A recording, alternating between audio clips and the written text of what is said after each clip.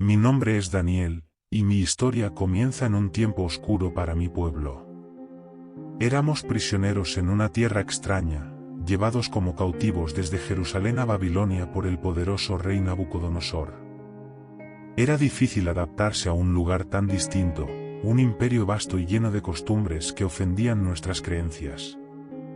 Nos sacaron de nuestras familias y nuestra tierra, y nos llevaron a una ciudad resplandeciente, pero alejada de los caminos de Dios. Yo estaba entre los jóvenes seleccionados para servir en la corte del rey, junto con mis amigos Ananías, Misael y Azarías.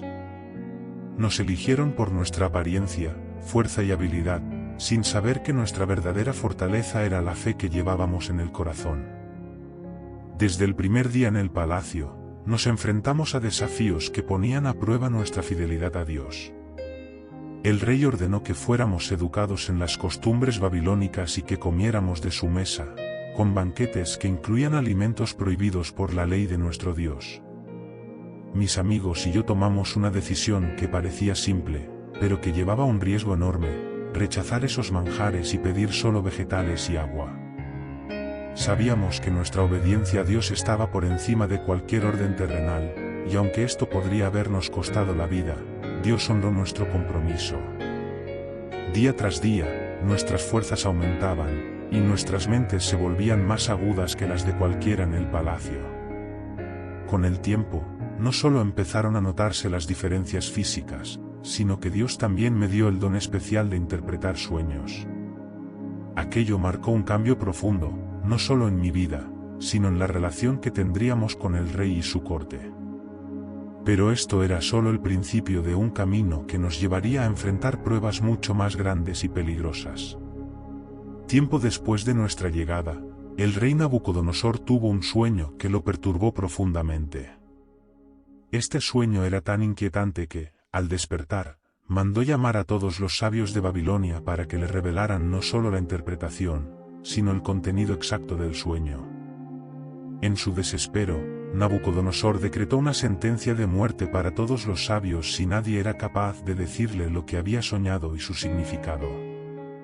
La noticia corrió rápidamente, y el miedo se apoderó de los sabios y adivinos de la corte.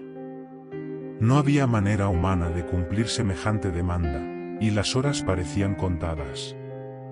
Al escuchar esto, supe que no podía quedarme de brazos cruzados. Mis amigos y yo oramos fervientemente, suplicando que Dios nos diera la revelación del sueño del rey y su interpretación. Aquella noche, en respuesta a nuestras oraciones, Dios me mostró en una visión el contenido del sueño de Nabucodonosor y su significado. A la mañana siguiente, con una mezcla de valentía y temor, me presenté ante el rey y le dije que no era por mi poder, sino por la sabiduría de Dios, que podía decirle lo que él había visto en sus sueños. Le expliqué que su sueño era una visión de una gran estatua hecha de distintos metales, la cabeza de oro, el pecho y los brazos de plata, el vientre de bronce, las piernas de hierro y los pies de hierro mezclado con barro. Esta imagen representaba reinos futuros, cada uno sucediéndose en grandeza, pero todos temporales, hasta que el último reino eterno, establecido por Dios, lo reemplazara. Nabucodonosor quedó asombrado. Nunca había oído algo tan profundo ni tan exacto. Ante todos los presentes, me exaltó en la corte y me dio un alto rango, poniendo incluso a mis amigos en posiciones de autoridad. Dios me había dado la oportunidad de mostrar su poder en medio de esta corte pagana, pero sentía en mi espíritu que grandes desafíos aún estaban por venir. El tiempo pasó, y Nabucodonosor, a pesar de haber reconocido el poder de nuestro Dios, permitió que su orgullo creciera aún más. Mandó erigir una gigantesca estatua de oro en el campo de Dura, y decretó que todos debían inclinarse y adorarla al sonido de los instrumentos. Aquellos que se negaran serían arrojados a un horno de fuego ardiente. Mis amigos Ananías, Misael y Azarías, quienes ahora eran conocidos como Sadrach, Mesach y Abednego, estaban entre los convocados. Cuando escucharon el mandato, se negaron a postrarse. Su lealtad a Dios estaba por encima de cualquier decreto humano, y sabían que solo a él debían adorar. La noticia llegó al rey, y furioso, les dio una última oportunidad para obedecer. Sin embargo, mis amigos permanecieron firmes, declarando que su Dios podía librarlos del fuego, pero que incluso si no lo hacía, ellos no se inclinarían ante la estatua. Nabucodonosor, fuera de sí por la ira, ordenó que el horno se calentara 7 veces más de lo habitual. Los 3 fueron atados y arrojados al fuego, y las llamas eran tan intensas que incluso los soldados que los arrojaron perecieron. Pero en medio de las llamas, algo extraordinario ocurrió. El rey vio no solo a 3 hombres, sino a 4 caminando en el horno, y el cuarto tenía una apariencia divina. Impactado y sin palabras, Nabucodonosor llamó a mis amigos y los vio salir ilesos, sin que sus ropas ni un solo cabello hubieran sido afectados por el fuego. Al presenciar este milagro, Nabucodonosor reconoció, una vez más, el poder de Dios y decretó que nadie hablara mal de él en todo el reino. Años más tarde, Nabucodonosor tuvo otro sueño perturbador, uno que presagiaba su caída si no abandonaba su soberbia. Cuando interpreté el sueño, le advertí que debía humillarse ante Dios, pero el orgullo nubló su corazón. Tiempo después, mientras estaba en sus jardines, jactándose de su grandeza, perdió la razón, viviendo como un animal hasta que, al fin, reconoció la soberanía de Dios sobre todos los reinos de la tierra. Fue una lección de humildad que transformó su vida, pero también fue un recordatorio para todos nosotros de que, aunque el poder humano sea grande, es Dios quien tiene el control último sobre todo. Esa noche en la que Belsasar celebraba su banquete, el ambiente estaba cargado de una arrogancia que no presagiaba nada bueno. Mientras los nobles se embriagaban, la burla hacia nuestro Dios alcanzaba su clímax. Los vasos sagrados que Nabucodonosor había tomado del templo de Jerusalén fueron traídos, y Belsasar y sus invitados comenzaron a beber de ellos, alabando a dioses de oro, plata, bronce y hierro. Fue un acto de desprecio y una grave provocación hacia el Dios de Israel, que no permitiría tal insolencia sin consecuencias. De repente, una mano apareció, sin que nadie la viera llegar, y comenzó a escribir sobre la pared del banquete. Las letras flotaban en el aire como si fueran trazadas por un dedo divino. Los asistentes, aterrados, vieron cómo la escritura se formaba, pero ninguno de los sabios en la corte podía entender lo que decía. El rey, pálido de miedo, llamó a todos los adivinos y sabios de Babilonia para que interpretaran la escritura, pero nadie pudo. El pánico se apoderó de Belsasar, y en ese momento, recordaron mi nombre, Daniel, el hombre que había interpretado los sueños de Nabucodonosor. Me llamaron ante el rey, y sin dudarlo, le expliqué que no era por mi sabiduría, sino por el poder de Dios que había revelado aquel mensaje.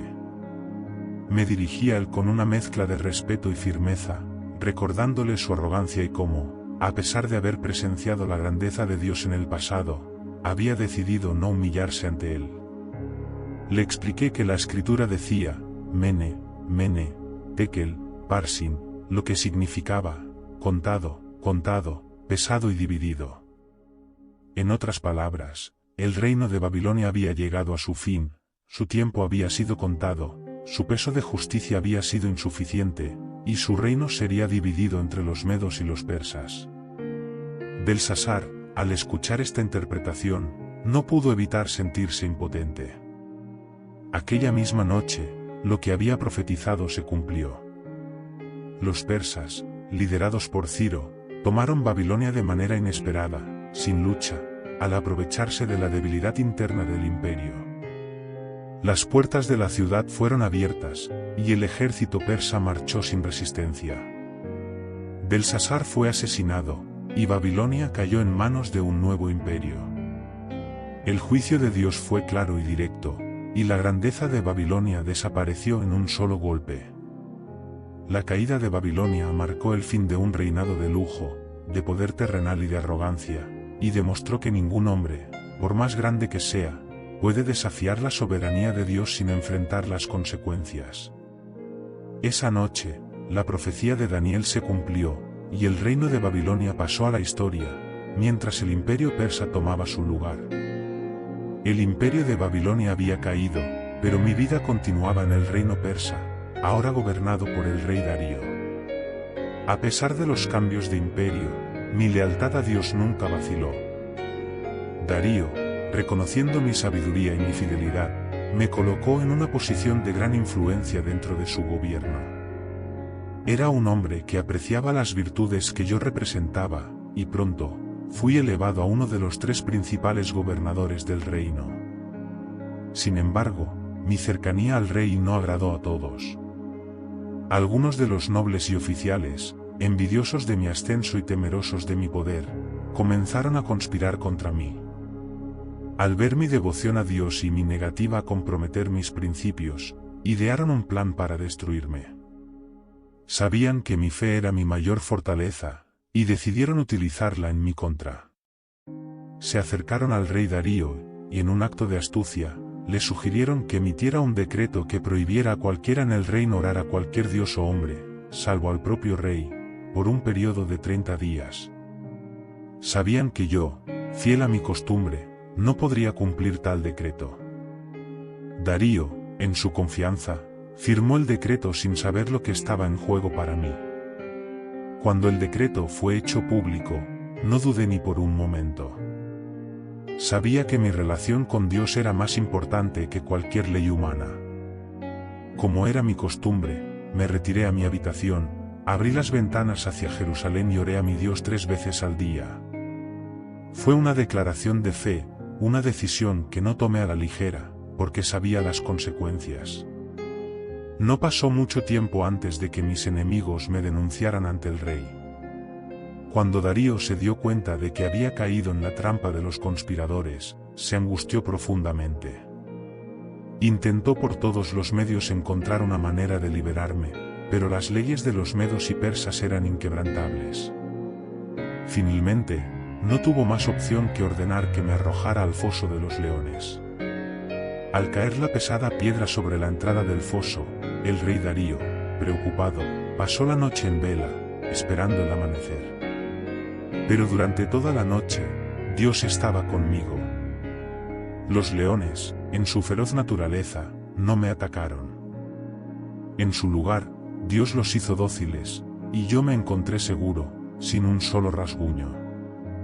Al amanecer, Darío corrió al foso, y al verme vivo y sin daño alguno, su rostro se iluminó con gran alegría. Daniel, siervo del Dios vivo, ¿ha podido tu Dios, a quien sirves con constancia, librarte de los leones? Preguntó. Yo respondí con confianza, mi Dios envió a su ángel, y cerró la boca de los leones. Darío, al ver el milagro, ordenó que los conspiradores fueran arrojados al mismo foso, donde encontraron su fin. Fue un testimonio de la protección divina, y el rey emitió un nuevo decreto, en el que se ordenaba que todo el pueblo del reino respetara y temiera al Dios de Daniel, pues él era el único que vivía para siempre, y su reino no sería destruido. Mis visiones proféticas, que revelaban los eventos futuros, no se detuvieron. Dios me mostró los reinos venideros, el levantamiento del anticristo y el establecimiento de su reino eterno. Estas revelaciones eran no solo un mensaje para mi tiempo, sino también una advertencia para las generaciones futuras.